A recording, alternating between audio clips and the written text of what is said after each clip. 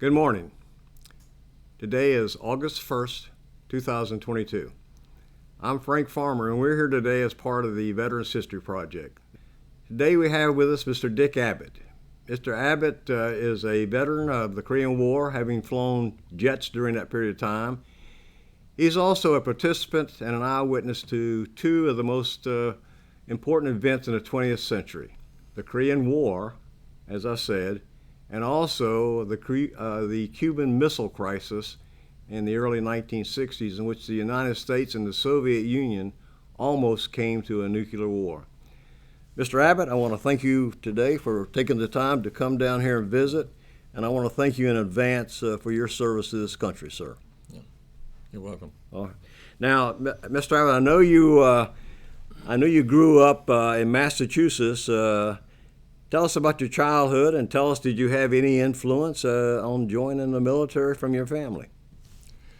No, not from my family. There was no military people in my family. None at all. You had a cousin that had been in the military, right? My cousin, yes, he was in World War II.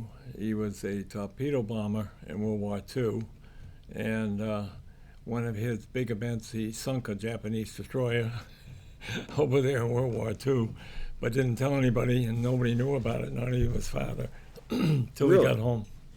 So you did have some influence in your family. Your Yes. cousin, obviously, Yes. that had been a torpedo bomber Definitely, in the war. definitely. He got you interested in flying, and you were so interested in flying that you flew as a teenager while you were still in school, did you? Yeah, my mother stuck me over to the airport, and I had my solo license at 14, and my driver's license was at 16. So you were a licensed pilot before you were licensed to drive a car. Correct. And in high school, how many hours did you accumulate? And what kind of planes did you fly as a teenager when you were? Just Cessnas, small single-engine Cessnas. But you had never thought about being a military pilot when No. you were training as a No. student pilot. No, not at all. So what were you thinking about doing when you graduated from high school? Well, I went on to college, and I was going to join my father's firm and in Boston and work with him. What was your father's firm? What kind of business was that? He had a factory in Boston that made golf equipment, and that was sold all throughout New England. And I was going to join his firm and work my way up. That was my plans. And you went to Boston University. I went to Nichols College and then Boston University right afterwards, and then I went to work for my father. So what was your degree? Is it business at Business, accounting, accounting? right, So what year did you graduate from college? 1950. Okay, in 1950, the Korean War broke out in June Right. of 1950. So you graduated about the time the Korean War broke out. Right. Is that correct? Right. And you had no idea at that time that you were going to go into the military. No, not at all. Although the Korean War had broke out, you went to work for your father and his factory. Right. And what happened after that? How did you end up in the military? Well, the draft board sent me a letter saying that I had 6 months to join the service. So I had not much choice to join the service or otherwise they'd come after me. So no, I joined the service, and I talked to my cousin, and he was my idol, and he was a World War II hero, and he said I should, with the few hundred hours I have, I should join the Air Force because of the pilot time I had. So that's the decision I made. I joined the Air Force. So you went down to the Air Force recruiting office. Yes. And do you remember the month, the year you joined the Air Force?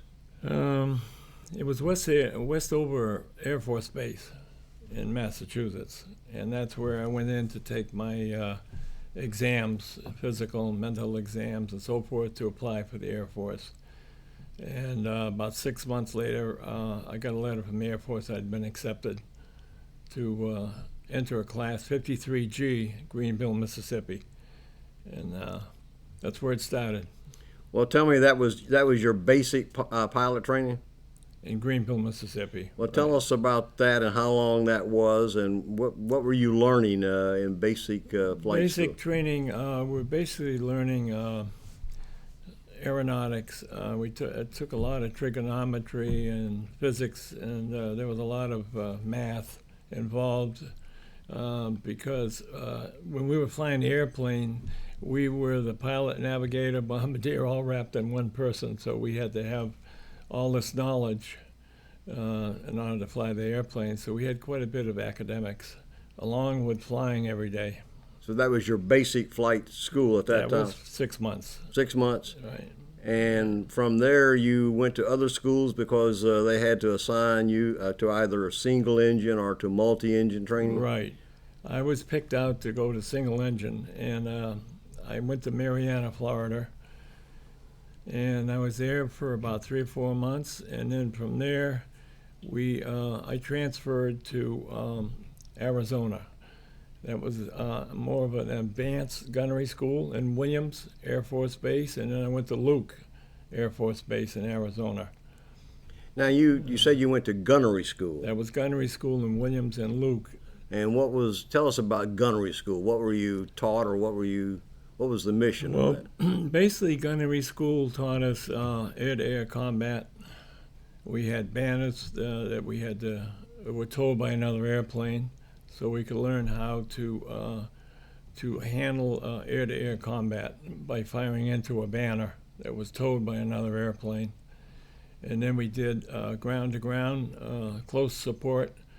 So we would have different targets in the desert, and we would go to gunnery school for close air support. So after you'd gone through your basic school, you'd gone to your single engine, you'd gone to gunnery training. Did that complete your training schedule? No. From there, we went to advanced gunnery school in Nellis Air Force Base in Nevada, which was the top gun school, and I guess still is today, Nellis Air Force Base. And that's where they taught us more advanced gunnery procedures before they sent us off to career.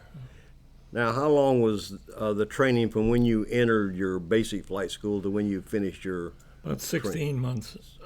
16 months? Mm-hmm. Do you remember the attrition rate of the pilots that started and those that finished? About 30% Attrition rate? attrition rate. For various reasons, health reasons, or eyesight, or A lot of air sickness. some people just couldn't get over the. Yeah, some had a problem with the academics. It was pretty intense academics, and then some of them just had problems coordinating with an airplane and being able to fly it, and other ones end up with air sickness. So about 30% washout rate. All right, so after the 70% of y'all got through, I'm assuming most were sent to Korea. Is that correct? Yeah, well, most of them, right? Most of us, right? When did you go to Korea? Do you remember the month or the year? Well, it was early 54. Excuse me, it was 1953. Yeah, 54, early.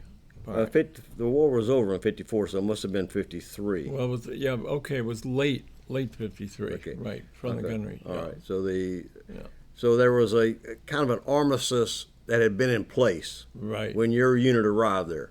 Was that observed by the North Koreans and the Chinese? The armistice that I think armistice occurred in July of 1953, if I remember.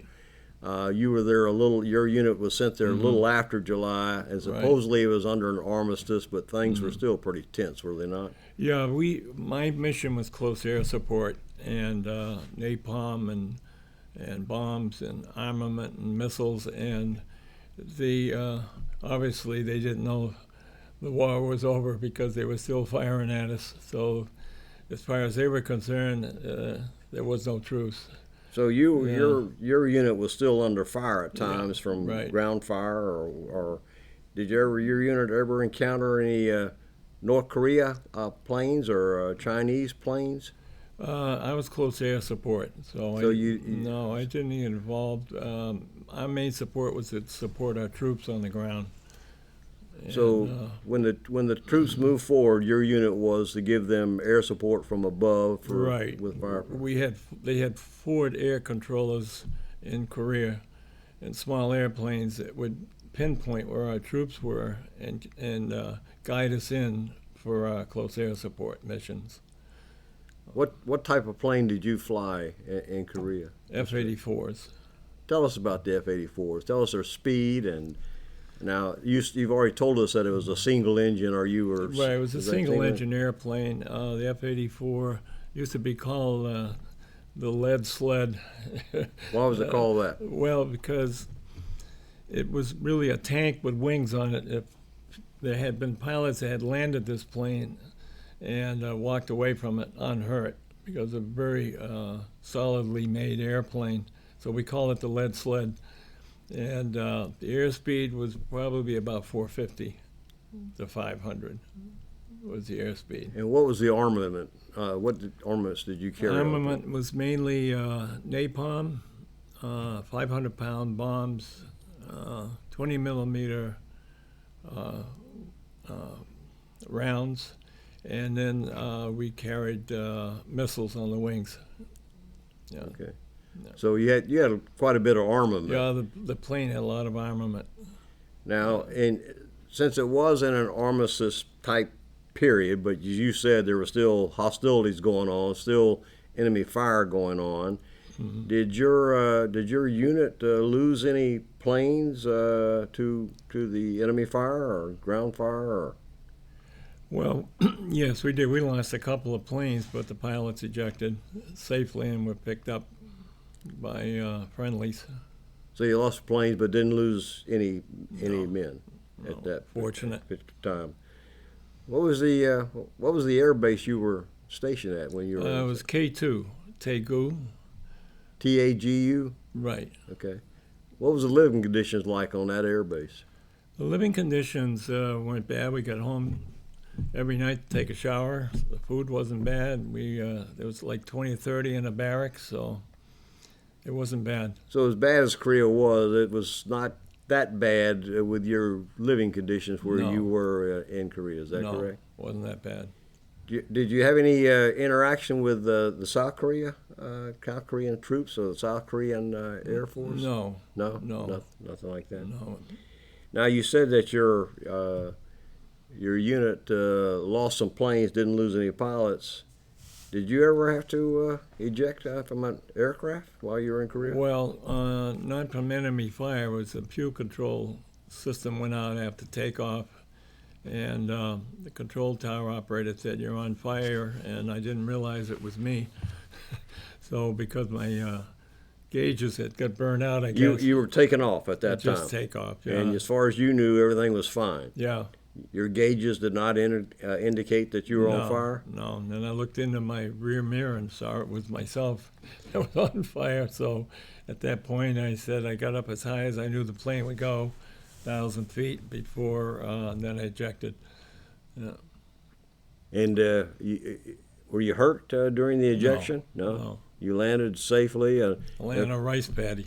And of course, your aircraft was destroyed from that. So after as I said, the Korean War eventually came to an end even after the armistice was declared in July of 1953. Your unit was then sent to Okinawa? We went to Okinawa, Kadena. And what was the mission in Okinawa of your unit? The mission there was to take pictures of China mainland. Of course, that was under the radar type thing, correct? Yeah, you were flying into what eventually now became Red China. It was Red China at that time after the Korean War. So your unit was to fly in and take pictures of various places? Various sections of China that were under development for military purposes. Of course, the North, the Chinese, I'm sure, had surveillance systems up and aircraft. they never detected you? Or No, we came in low level. no one ever got detected, No, shot down, we were under their radar. lost? No, nobody was under their radar, and nobody was detected. What did you get pictures of? What was your unit looking for? Military developments, ammunition dumps, any military buildup areas. Did you all have any orders about if Chinese planes intercepted, what to do, or? At that point, we were told not to engage. You know. So if any Chinese planes appeared, you all were to turn around and return right, to your right. your That was base. not our mission to engage. Yeah. All right, so no American planes got lost No. to Chinese action during that period of time? No, How long did that go on? about a year. So that was around 1954, 55, Right, 55 this year. Right, right. And then what happened after Okinawa? Okinawa, I came back to Nellis Air Force Base. For what reason were you sent back to I Nellis? became at that point, I became a flight instructor. And I had squadrons of 4 pilots that I would train at a time in combat, air-to-air combat situations. And at that time, we were starting to develop missiles that would launch one missile after the other to teach pilots how to fire missiles. Air-to-air missiles. Air-to-air missiles. All right. That was just coming into play then. Okay. Was that on the F-84 or was that on another? No, that was on the F-86. All right. So you had transitioned to the F-86, which was a Right. more advanced More version advanced, than the. right. Yeah. Tell us about the F-86. What were the characteristics of the Well, that F-86? was probably the most enjoyable plane I've ever flown.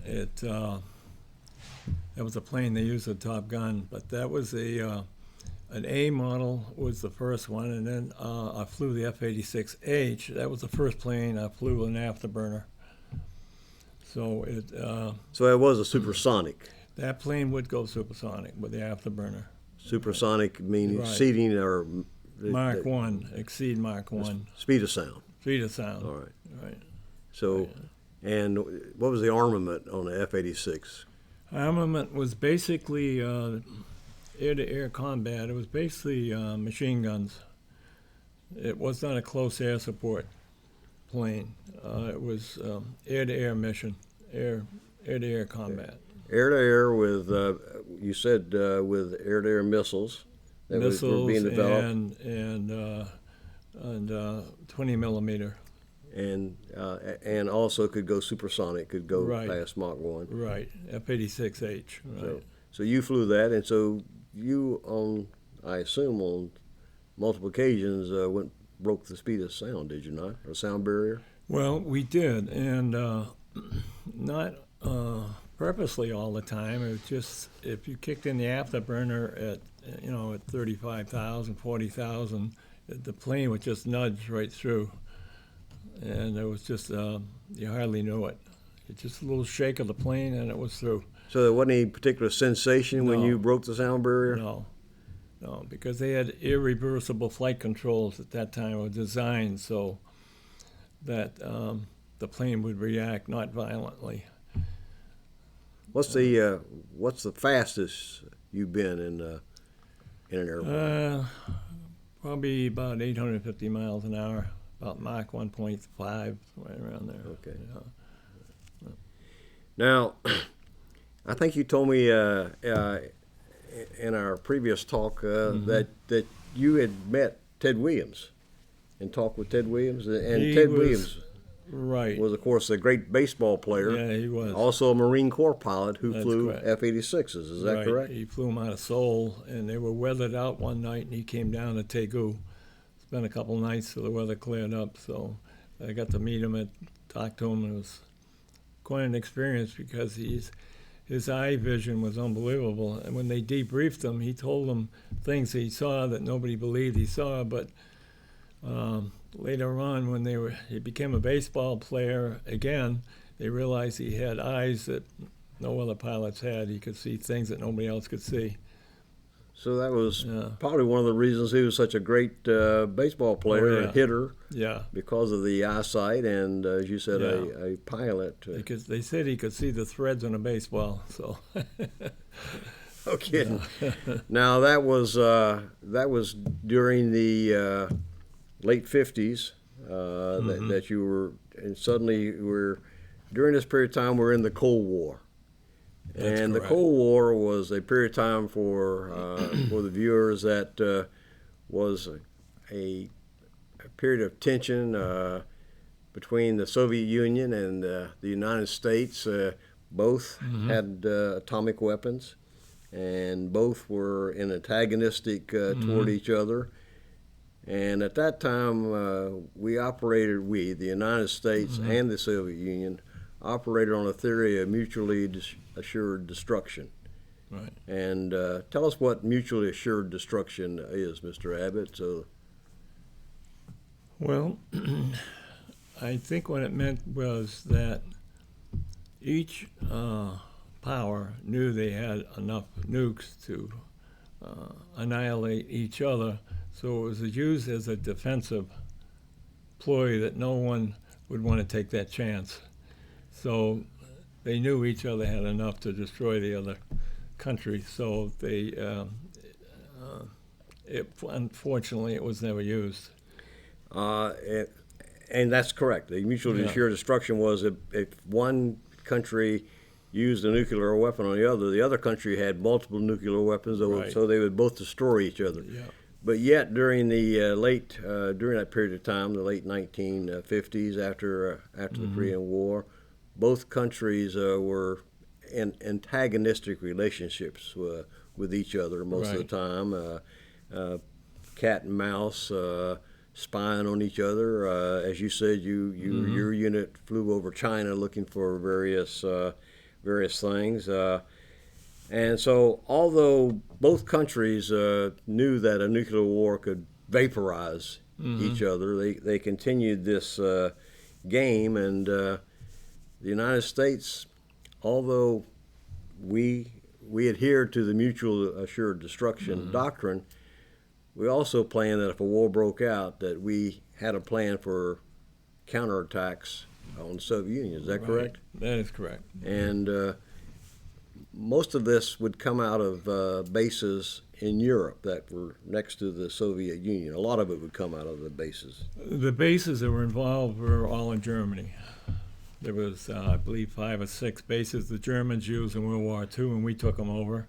And those were the same bases the Germans had that we used. And we had planes on each base that were capable of carrying hydrogen bombs into Russia. Now, you were assigned to which? You got assigned to which base in Germany? Ramstein. Ramstein.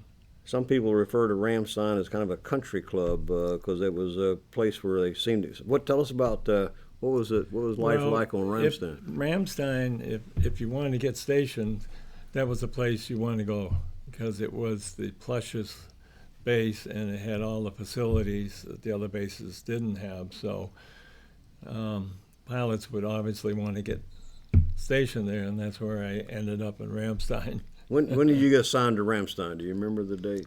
59, I believe. 59? Yeah. You got. And when you went to Ramstein, your unit, what were you flying then? Were you still flying F-86s? No, I was in F-100s. Before I left the States, I checked out on F-100s in Nellis. Okay. And when we went to Ramstein, I was flying an advanced edition of the F-100.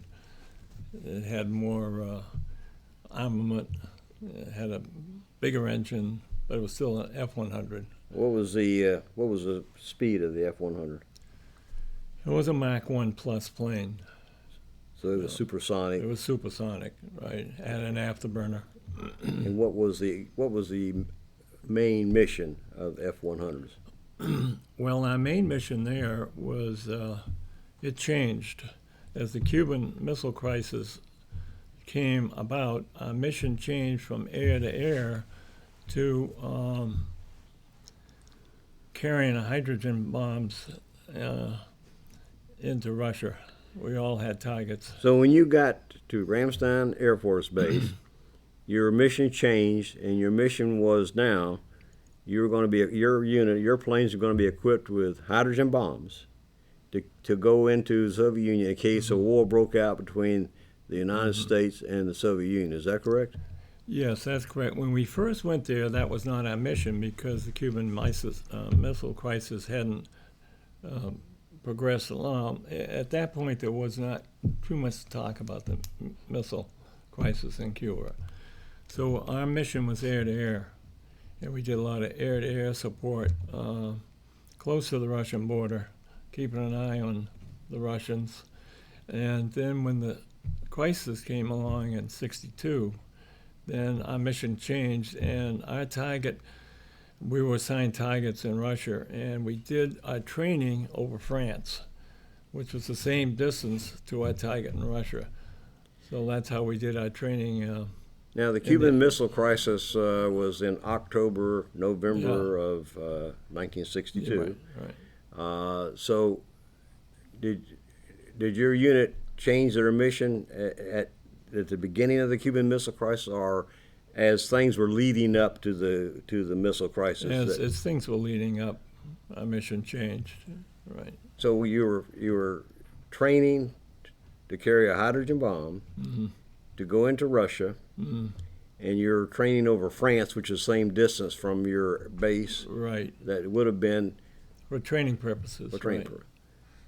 purposes. Where was your target in Russia in case war broke out? All the pilots there were about 60 pilots who were training for this mission. Mine was about a munitions dump about 100 miles south of Moscow. But every pilot had a different target. And was the plan for you to go drop your atomic bomb, hydrogen bomb, on this munition factory, then come back to Ramstein, or no? What were you going to do? Our mission, we figured there wouldn't be any bases left in Ramstein because the missiles would be coming the other way from Russia. So our procedure was to drop the bomb and then head north and bail out over the North Sea. But we decided we didn't want to bail out in minus 5 degree Yeah, I ocean think water. the survival time was about 4 minutes. Yeah, in that kind of water. And we might not be near a ship that would pick us up on time, so we decided to put it on autopilot and let it fly into the sea, and we bail out over Denmark or Norway. We fly over land, so we land on land, let the plane keep going, and ran out of fuel, let it go into the ocean. That sounds pretty much like that was a one-way trip. It was a one-way. Without coming back. Definitely. Oh, it was a one-way trip. Yeah. And all the pilots, when I say agreed to this, all the pilots were. Well, we had direct orders, so there was no. There was no backing out unless you got court-martialed. No negotiating. And who was? I assume y'all felt that this was a low probability it was going to happen, but you were training for it in case it did happen. Is that correct?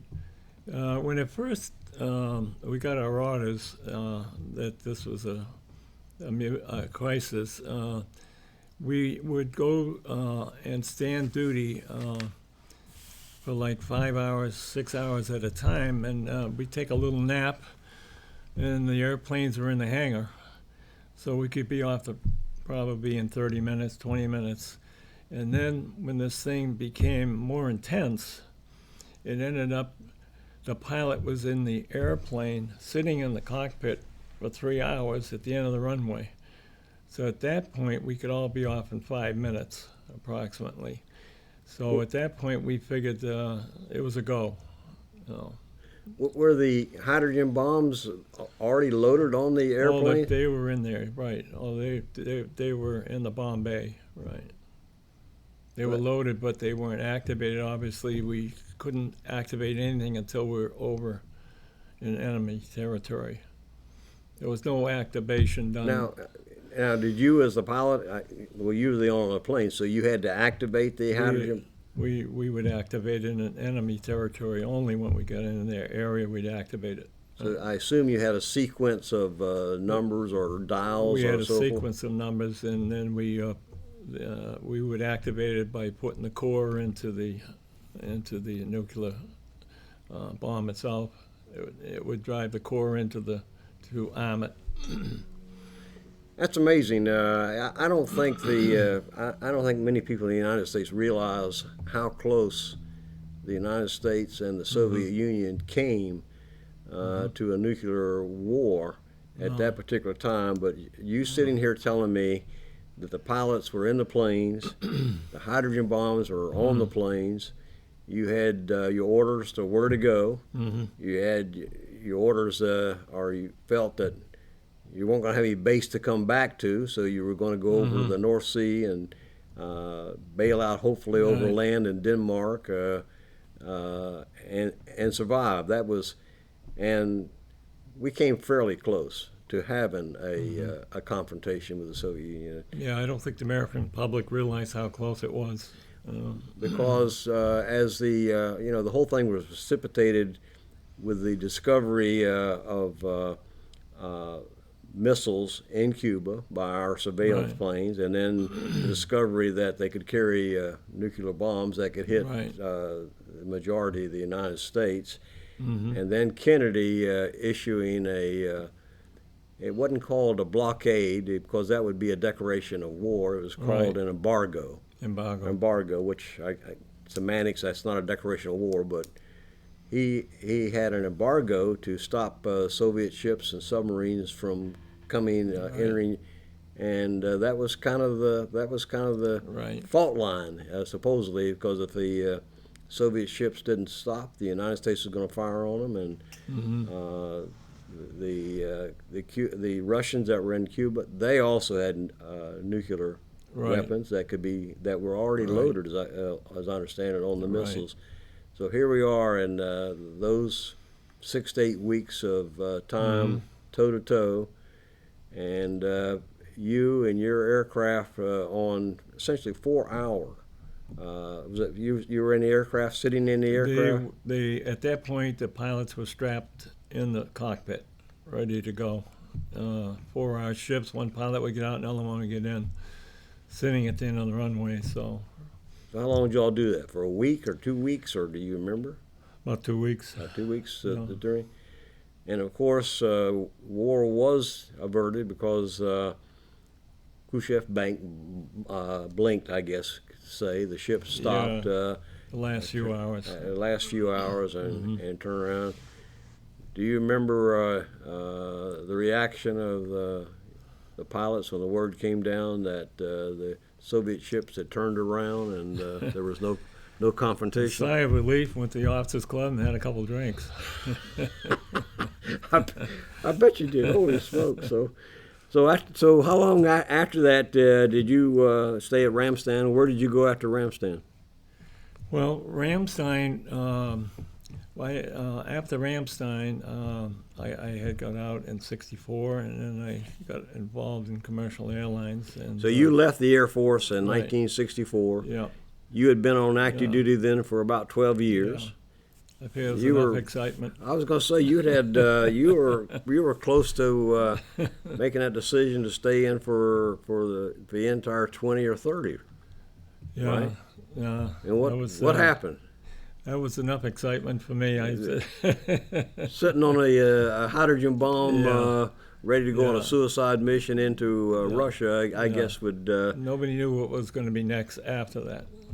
Yeah, because the Cold War was still, of course, was still still heated. Cold War was still very active, and nobody knew what the next move was. And a lot of pilots got out of the service at that time.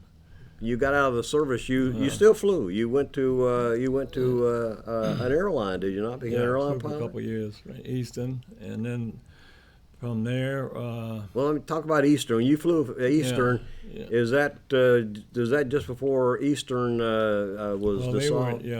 They went into receivership and got into some problems, and that was the end of them. So you were a pilot for Eastern Airlines in the 1960s. Right. Of course, air travel at that time certainly a lot different air travel now. Tell us Yeah. what air travel was like then. It was there was Well, no security. People got No, on they airplanes. were. It was very relaxed. There were no TSAs. Basically, there was no security. There was no need for it. There were no problems to require it. So there was none. Now that was a time when didn't seem to be a whole lot of incidents on airplanes like now, with people getting out of No. hand or. No. I remember because I was a young guy Mhm. in the early 1960s. People generally were pretty well dressed up to fly on planes, didn't they? I saw Yeah. men with jackets and ties and. Yeah, it was more of a social, enjoyable experience, not like today. And Eastern Airline, of course, was, if I remember, was bought out by someone who essentially dismantled it. And Right. were you there at the end when Eastern Airline was? No, before that. Before Yeah, that, you could see it when we were in Colorado. You could see they were in financial problems. so you got out, then I remember you told me you went into the insurance business. You eventually ended up here in New Smyrna Beach, Florida, where you are now retired. Right. And you had a business here, the insurance business, did you? Right.